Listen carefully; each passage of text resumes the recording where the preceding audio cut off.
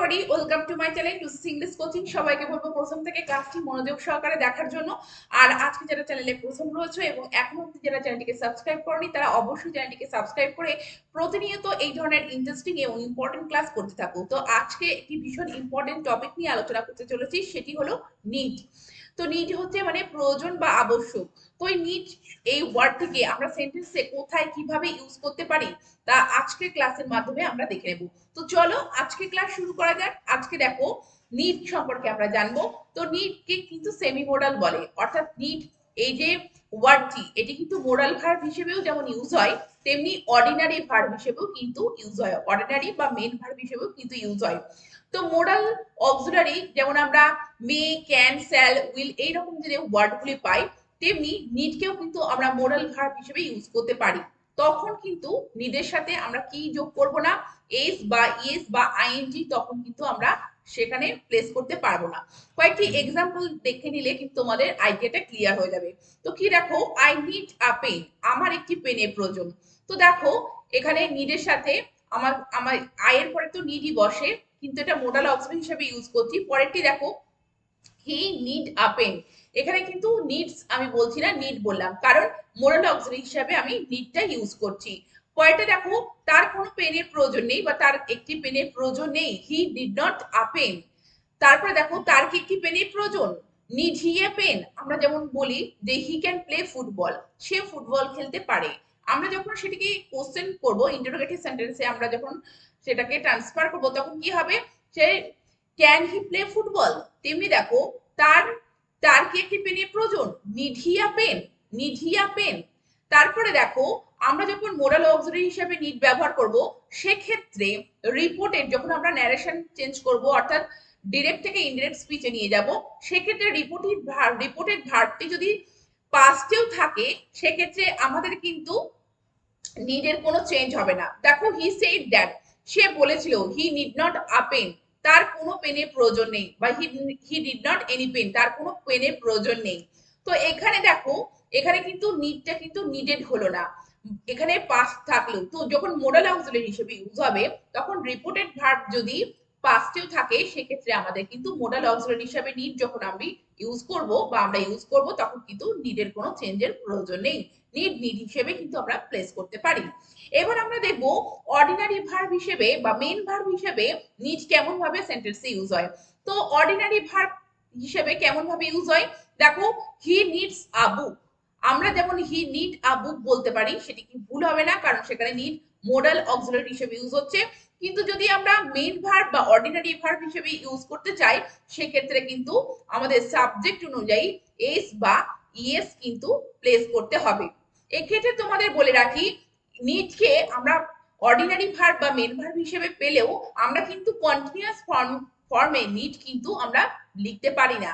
তো নিডের এখানে আমরা পাস্ট ফর্ম লিখতে পারি, বা প্রেজেন্ট ফর্মে যখন আমরা লিখবো, সেক্ষেত্রে এস বা ইএস আমরা অ্যাড করতে পারি, কিন্তু কন্টিনিউয়াস ফর্মে আমরা কিন্তু লিখতে পারবো না। তো এখানে কয়েকটি এক্সাম্পল দেখলে তোমাদের কাছে আইডিয়া ক্লিয়ার হয়ে যাবে। তো প্রথমটি দেখো, হি নিডস আ বুক, তার একটি বইয়ের প্রয়োজন।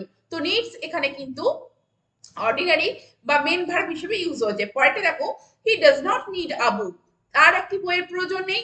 সেক্ষেত্রে দেখো, আমরা যখন সাধারণভাবে কোনো সেন্টেন্স আমরা কি করি, নেগেটিভ নেগেটিভ সেন্টেন্সে নিয়ে যাই, সেক্ষেত্রে আমরা কিন্তু ডু বা ডাজ ইউজ করি। তো দেখো, he third person singular number, সেজন্য তার একটি বইয়ের প্রয়োজন, হি নিডস, তার একটি বইয়ের প্রয়োজন নেই। তো he does not need a book. এবার দেখো, এটিকে যদি আমরা কোশ্চেন করি, সেক্ষেত্রে কিন্তু আমরা যখন এটিকে মেন ভার্ব হিসেবে ইউজ করব, অর্থাৎ নিডকে যখন মেন ভার্ব হিসেবে ইউজ করব, তখন কিন্তু এইভাবে আমাদেরকে লিখতে হবে, does he need a book, does he need a book, তার কি একটি বইয়ের প্রয়োজন। তারপরে দেখো, আমরা আমরা কিন্তু মেন ভার্ব হিসেবে নিডকে কিন্তু পাস্ট ফর্মে নিয়ে যেতে পারি, কেমন, হি নিডেড এ জব, তার একটি চাকরির দরকার ছিল বা তার একটি জবের দরকার ছিল। হি did not need any job, আমরা যখন নেগেটিভে নিয়ে যাব পাস্ট সেন্টেন্সটিকেই, তখন কিন্তু ফার্স্ট টেন্স ফার্স্ট টেন্সেই যখন আমি সেন্টেন্সটিকে নেগেটিভ সেন্টেন্সে চেঞ্জ করব, সেক্ষেত্রে দেখো, he didn't need any job, তার কোনো চাকরির প্রয়োজন ছিল না। তো দেখো, ডিডন্ট নিড, তো এটিকে আমরা মেন ভার্ব হিসেবে এইভাবে ইউজ করি। তো আমাদের এইগুলো কিন্তু খেয়াল রাখতে হবে এবং এইভাবে আমাদের সেন্টেন্স ইংলিশে লিখতে হবে বা বলতে হবে। এবার চলো একটু দেখে নিই নিডের অন্যরকম ব্যবহার। তো need not, plus perfect infinitive is used to express an unnecessary action. তো দেখো আমরা নিড নটের সাথে পারফেক্ট ইনফিনিটিভ ইউজ করে আমরা এই রকম সেন্টেন্স বোঝাতে পারি যে যেখানে যে সেন্টেন্সটি এক্সপ্রেস করবে বা বর্ণনা করবে যে কোনো আননেসেসারি অ্যাকশন, অর্থাৎ অপ্রয়োজনীয় কাজ, যে কাজটার প্রয়োজন ছিল না তবুও কিন্তু কাজটা করা হয়েছে, সেটি বোঝানোর জন্য যে আমরা কিন্তু need not plus perfect infinitive use করব। তো পারফেক্ট ইনফিনিটিভে কেমন থাকবে, হ্যাভ প্লাস বি3, অর্থাৎ যে ভার্বের ভি3 অর্থাৎ পাস্ট পার্টিসিপল ফর্ম কিন্তু বসবে পারফেক্ট ইনফিনিটিভ হিসেবে। তো চলো এবার একটা এক্সাম্পল, কয়েকটা এক্সাম্পল দেখে নিই। দেখো, I did not have water the sapling because it rain shortly afterwards. তো দেখো, আমার চারা গাছটিকে জল দেওয়ার কোনো প্রয়োজন ছিল না, because it rain shortly afterwards, কারণ তার পরপরই কি হয়েছে, বৃষ্টি হয়েছিল।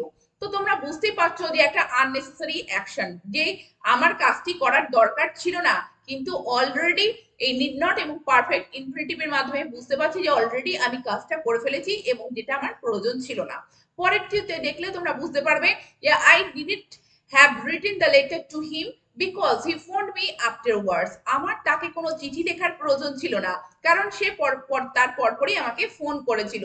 তো দেখো, আননেসেসারি অ্যাকশনের ক্ষেত্রে আমরা কিন্তু need not plus perfect infinitive use করে আমরা বলতে পারছি যে কোনো কাজের প্রয়োজন ছিল না কিন্তু অলরেডি করা হয়ে গিয়েছে, সেক্ষেত্রে আমরা পারফেক্ট ইনফিনিটিভ ইউজ করছি। তো দেখো, হ্যাভ রিটেন, হ্যাভ ওয়াটার্ড, তারপরে দেখো হ্যাভ ব্রট, এখানে you need not have brought your umbrella, তোমার ছাতা আনার কোনো প্রয়োজন ছিল না, for we are going by car, যেহেতু আমরা কি করছি, আমরা গাড়িতে করে যাচ্ছি।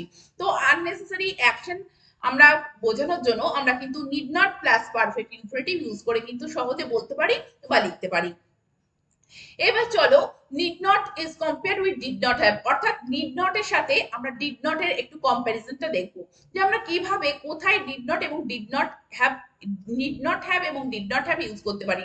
দেখো, নিড নট হ্যাভ এবং ডিড নট হ্যাভ দুটি ব্যবহারের মাধ্যমেই আমরা কিন্তু কোনো কাজ বুঝতে পারি যে কোনো বাধ্যতা নেই, কিন্তু নিড নট হ্যাভ যেখানে যে সেন্টেন্সে আমরা ইউজ করব সেই সেন্টেন্সটির মাধ্যমে আমরা বুঝতে পারবো যে কাজটি অর্থাৎ অ্যাকশনটি কিন্তু কমপ্লিটেড, যে কাজটি কিন্তু সম্পন্ন হয়েছে। কিন্তু ডিড নট হ্যাভে অব্লিগেশন না থাকলেও কিন্তু সেই কাজটি কিন্তু কমপ্লিট হয়নি, অর্থাৎ দুটি ক্ষেত্রেই কোনো অব্লিগেশন থাকবে না, অর্থাৎ বাধ্যতা থাকবে না যে করতেই হবে।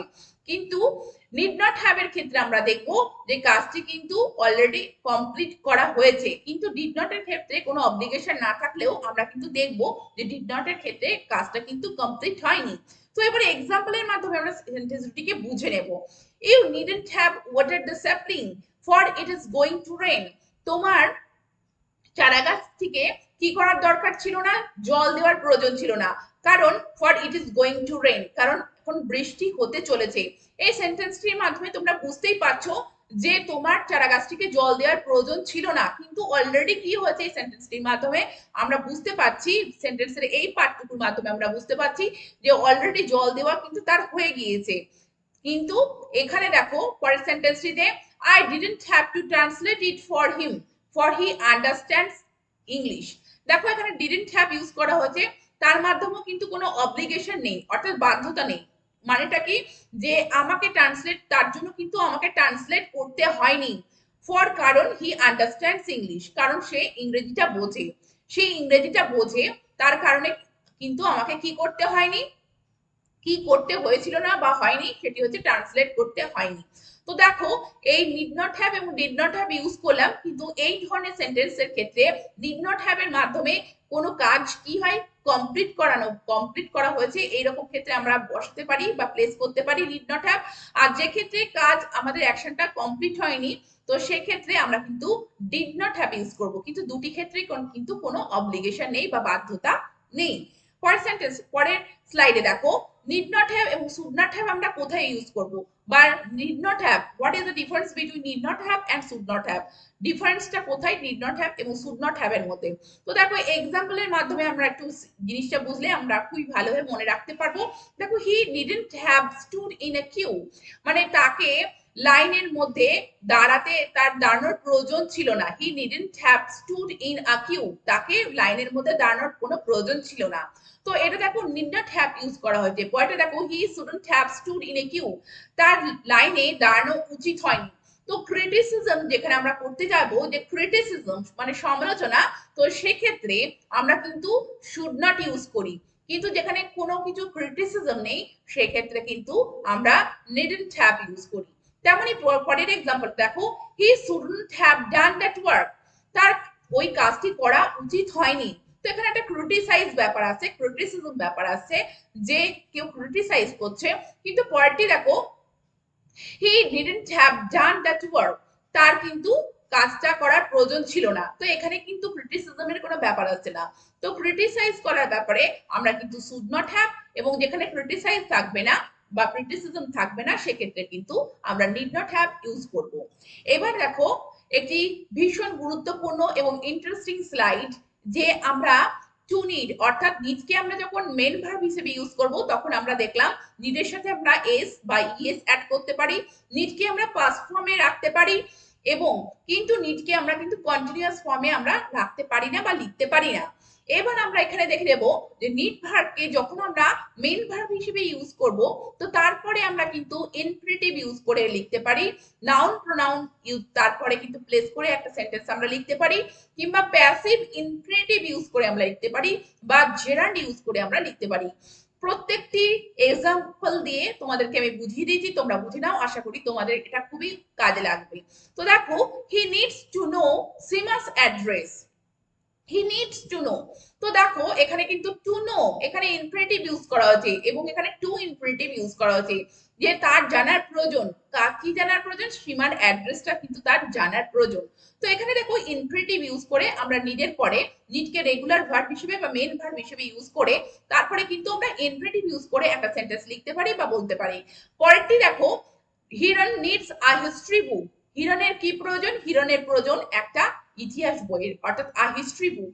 তো এখানে আমরা নাউন হিসেবে পেলাম হিস্ট্রি বুক। তো আমরা নাউন বা প্রোনাউন কিন্তু এই নিডের পরে, নিড যখন মেন ভার্ব বা অর্ডিনারি ভার্ব হিসেবে ইউজ হবে তারপরে কিন্তু আমরা ইনফিনিটিভ যেমন ইউজ করতে পারি, পরেরটা দেখো আমরা কিন্তু তারপরে কিন্তু নাউন বা প্রোনাউন প্লেস করতে পারি।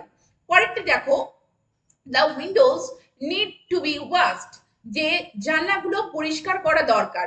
তো দেখো নিডস টু বি ওয়াশড, দেখো টু বি ওয়াশড। তো এখানে দেখো এখানে প্যাসিভ ইনফিনিটিভ কিন্তু করা হয়েছে টু বি ওয়াশড, এটি দেখেই তোমরা বুঝতে পারছো। তেমনি দ্য উইন্ডোজ নিড ওয়াশিং, যে জানলাগুলি পরিষ্কার করা দরকার। তো এখানে দেখো পরিষ্কার করা প্রয়োজন। তো দেখো ওয়াশিং এটা কিন্তু জিরান্ড হিসেবে ইউজ হচ্ছে। তো জিরান্ড কি জানোই, যে জিরান্ড হচ্ছে ভার্বের প্রেজেন্ট ফর্মের সাথে আইএনজি অ্যাড হয়ে যখন সেটি নাউনের মতো কাজ করবে। তো সেটি দেখো ভার্ব মনে হলেও আপাতত কিন্তু সেটি সেটি কিন্তু পুরোপুরি ভাবে নাউনের কাজ করে, যে washing, the Windows need washing. তো এটা ওয়াশিংটা জেরান্ড হিসেবে কিন্তু ইউজ হচ্ছে, এবং এইভাবে আমরা একটা সেন্টেন্স বলতে পারি বা লিখতে পারি যে কি জানলাগুলি পরিষ্কার করা প্রয়োজন। পরে দেখো, his dress needs to be cleaned, তার ড্রেসটা অর্থাৎ তার পোশাকটা কি করা দরকার? পরিষ্কার করা প্রয়োজন। তো দেখো টু বি ক্লিন এখানে আমরা প্যাসিভ ইনফিনিটিভ ইউজ করে লিখতে পারি। আবার এই ধরনের সেন্টেন্সই আমরা জেরান্ড ইউজ করে লিখতে পারি। কেমন ভাবে? His dress needs cleaning, his dress needs cleaning, মানে তার ড্রেসটা পরিষ্কার করা প্রয়োজন। তো এখানে জেরান্ড হিসেবে ক্লিনিং আমরা ইউজ করেছি ক্লিনের সাথে আইএনজি অ্যাড করে। এবার এই ধরনের সেন্টেন্সই আমরা আরো কিভাবে বলতে পারি? দেখো ওয়ান প্লাস জেরান্ড ইউজ করে। কিভাবে? দেখো কয়েকটি এক্সাম্পলের মাধ্যমে বলতে পারি। His hair needs to be cut, তার চুল কাটার প্রয়োজন। তো দেখো নিডস টু বি কাট এখানে কি ব্যবহার করা হলো? এখানে কিন্তু প্যাসিভ ইনফিনিটিভ ইউজ করা হলো। তোমরা আগের স্লাইডে দেখতে পারো যে এখানে দেখো প্যাসিভ ইনফিনিটিভ ইউজ করা হয়েছে to be cleaned, to be clean, ঠিক টু বি ওয়াশড, ঠিক এই রকম ভাবেই দেখো এই সেন্টেন্সটি নিডস টু বি কাট অর্থাৎ তার চুল কাটার প্রয়োজন। আবার এই সেন্টেন্সটিকে আমরা এইভাবে লিখতে পারি কিন্তু মিনিংটা একই রকম থাকবে। কিভাবে? His hair wants cutting, his hair wants cutting, মানে তার চুল কাটার প্রয়োজন। তো সেক্ষেত্রে কিন্তু আমরা ওয়ান্টস কাটিং অর্থাৎ ওয়ান্টের সাথে যে মেন ভার্ব ওয়ান্ট এবং তার সাথে জিরান্ড ইউজ করে আমরা নিজের পরিবর্তে কিন্তু ব্যবহার করতে পারি। তেমনি হিজ ড্রেস ওয়ান্টস ক্লিনিং, তার ড্রেসটা কি পরিষ্কার করা প্রয়োজন।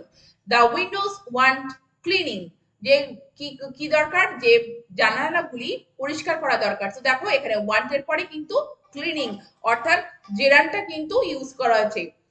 তো তোমরা দেখলে যে নিড ওয়ার্ডটিকে আমরা কত সহজ ভাবে, কত রকম ভাবে আমরা সেন্টেন্সে ইউজ করে কোনো সেন্টেন্স বলতে পারি বা লিখতে পারি।